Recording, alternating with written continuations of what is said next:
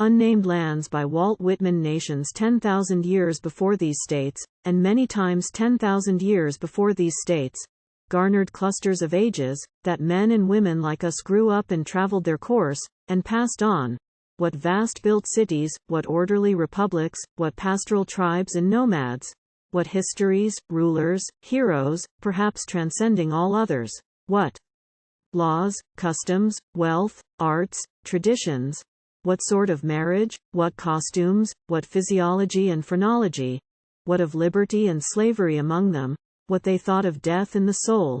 Who were witty and wise, who beautiful and poetic, who brutish and undeveloped. Not a mark, not a record remains, and yet all remains. Oh, I know that those men and women were not for nothing, any more than we are for nothing. I know that they belong to the scheme of the world every bit as much as we now belong to it, and as all will henceforth belong to it.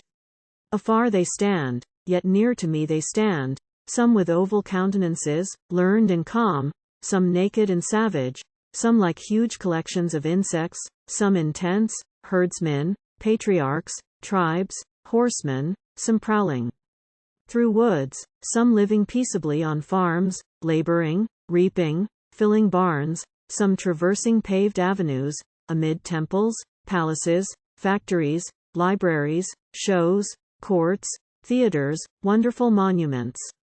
Are those billions of men really gone? Are those women of the old experience of the earth gone? Do their lives, cities, arts, rest only with us? Did they achieve nothing for good, for themselves?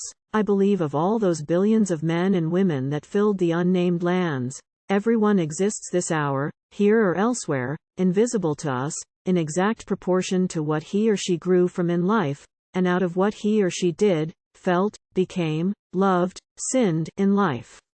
I believe that was not the end of those nations, or any person of them, any more than this shall be the end of my nation, or of me, of their languages, governments, marriage, literature, products, games, wars, manners, crimes, prisons, slaves, heroes, poets.